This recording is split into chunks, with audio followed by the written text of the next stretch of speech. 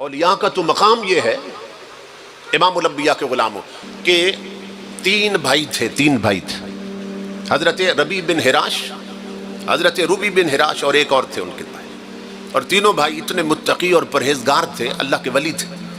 تینوں نے قسم کھا رکھی تھی کہ جب تک ہمیں یہ یقین نہ ہو کہ ہم جنتی ہیں تو ہم پہ ہنسنا حرام۔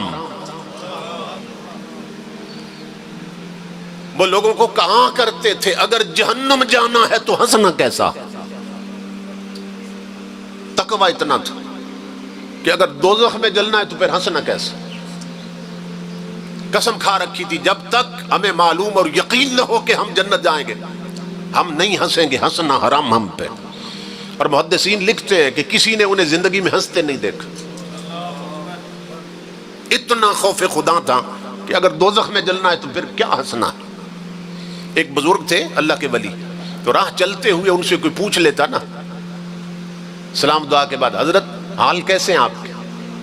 تو ہمیشہ جواب یہ دیتے اگر جہنم سے بچ گیا تو سب خیریت، اگر دوزخ سے بچ گیا تو سب خیریت۔ یہ ہم ہیں جو جہنم کو بھولے ہوئے ہیں، یہ ہم ہیں جو دوزخ کو بھلائے بیٹھے۔ تو وہ تین بھائی زندگی بھر نہیں ہنسے،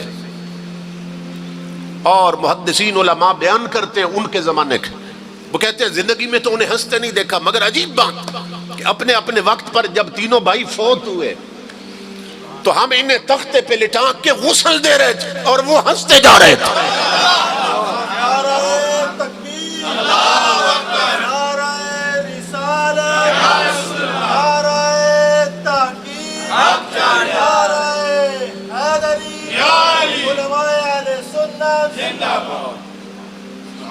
اپنے اپنے وقت میں کیسے بھائی تھے وہ، کس عظیم ماں کے بیٹے تھے، تینوں کامل ولی، اور مر چکے اور تختے پہ غسل دیا جا رہا ہے اور تینوں ہنس رہے تھے۔ تو لوگوں کو یقین ہو گیا کہ زندگی میں نہیں ہنسے، پھٹے پہ ہنس رہے ہیں، اس کا مطلب یہ ہے انہوں نے اپنا ٹھکانہ جنت دیکھ لیا ہے۔ تو موت صرف دنیا بدلواتی ہے، اسی طرح اور یہ صرف کتابوں کی بات نہیں ہے، وہ اسی دور میں اللہ نے وہ عشق رسول ہمیں دکھا دیا۔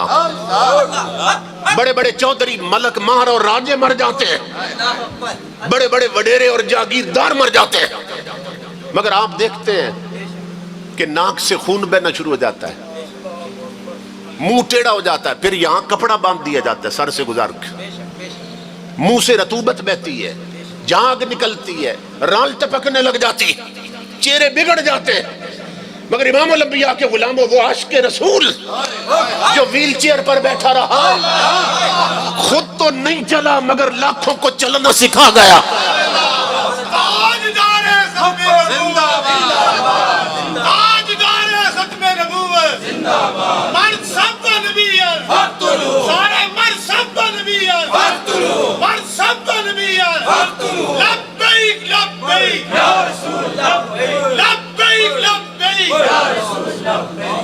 بابا خادم رضوی تیری عظمت کو سلام، بابا خادم رضوی تیری عظمت کو سلام۔ بڑے بڑے مر جاتے ہیں، منہ ٹیڑھے ہو جاتے ہیں، ناک میں روئی ٹھونس دی جاتی ہے کیونکہ خون بہنے لگ جاتا ہے، بلیڈنگ ہوتی ہے، مگر امام الانبیاء کے غلاموں وہ عاشق رسول اور جو جیا تو رسول کے لیے اور مرا تو رسول کے لیے، اس کا جنازہ 3 دن میت پڑی رہی، اور تیسرے دن جب جسد خاکی اٹھا تو کروڑوں لوگوں نے دیکھا کہ آج بھی اس عاشق رسول کا چہرہ گلاب اور موتیے کو شرما رہا تھا۔ تو بتایا جا رہا ہے کہ یہ وہ لوگ ہیں جن کے لیے موت تحفہ بن جاتی، یہ وہ لوگ ہیں جن کے لیے موت تحفہ بنتی۔ اسی طرح امام الانبیاء کے غلاموں حضرت امام محمد رحمت اللہ تعالیٰ، یہ امام اعظم کے شاگرد ہیں، احناف حنفیوں کے امام، یہ فوت ہو گئے تو ان سے پوچھا گیا خواب میں، ایک بزرگ فرماتے ہیں محدث کہ خواب میں جب مجھے ملے وفات کے بعد تو میں نے پوچھا حضرت مجھے یہ بتائیے کہ آپ کو اچانک موت کیسے آ گئی؟ موت کی کیفیت کیسی تھی آپ کے لیے؟ کیونکہ پوری زندگی آپ نے حضور کی حدیث پڑھائی ہے، آقا کی امت کو تاجدار کائنات کی شریعت سمجھائیے. تو بتائیے موت کا وقت کیسا تھا؟ تو آپ نے فرمایا اللہ کی عزت کی قسم میں ایک شریعت کے مسئلے پر غور و فکر کر رہا تھا. قرآن کی آیتوں سے مسائل شریعت کا استنباط کر رہا تھا. اتنا ڈوبا تھا قرآن میں مجھے خبر ہی نہیں ہوئی کہ ملک الموت نے روح نکالی کب ہے.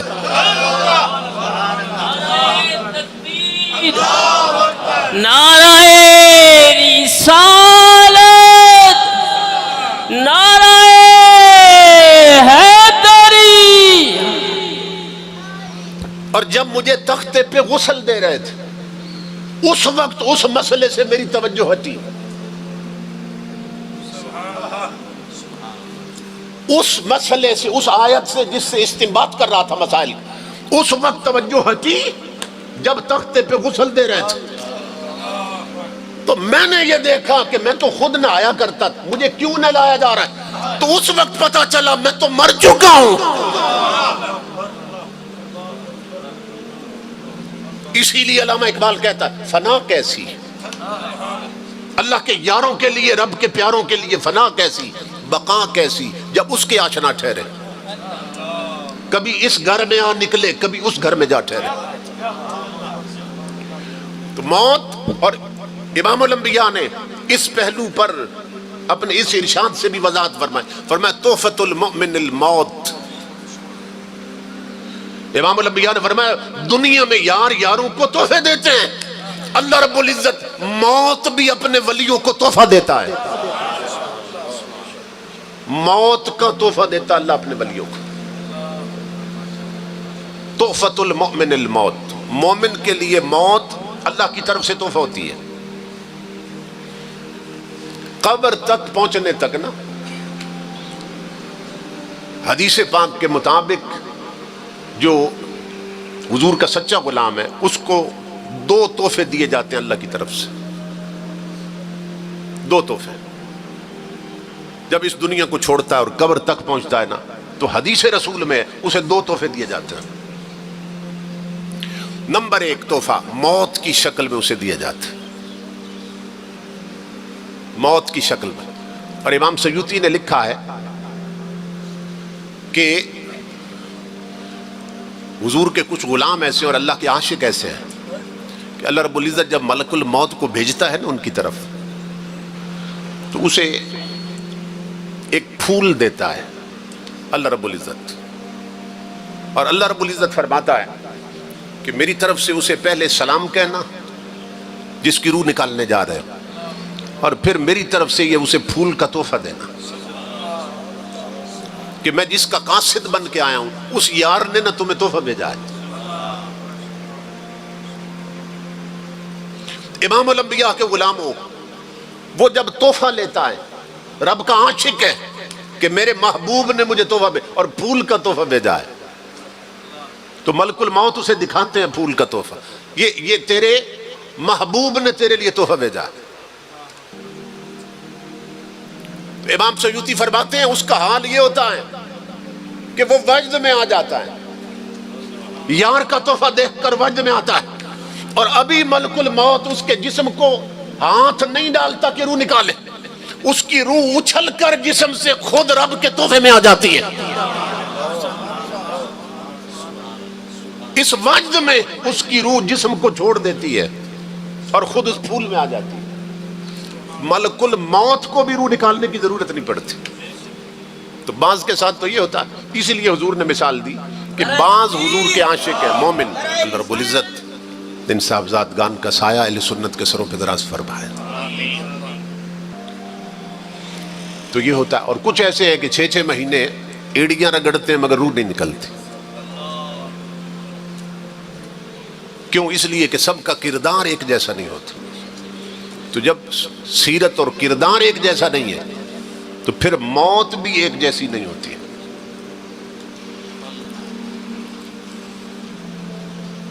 امام الانبیاء کے غلاموں، یہ جو 3 بھائی تھے نا جن کی میں بات کرتا، ان میں ایک بھائی فوت ہو چکا ہے،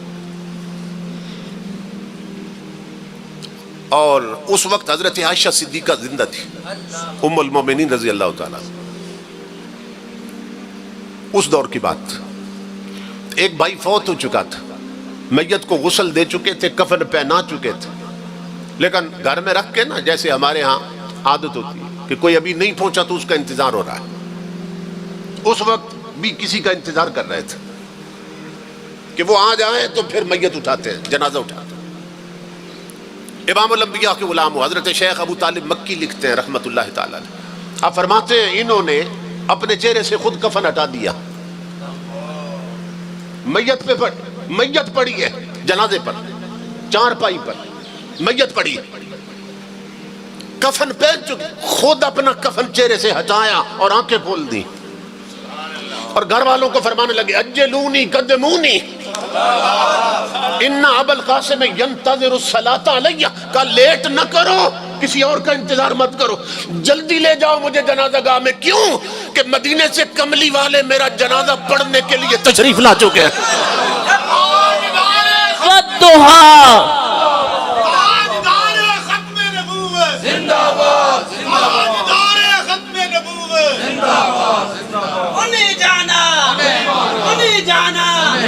انہیں جانا جب تک سورج چاند رہے گا دلی تیرا نام رہے گا، جب تک سورج چاند رہے گا۔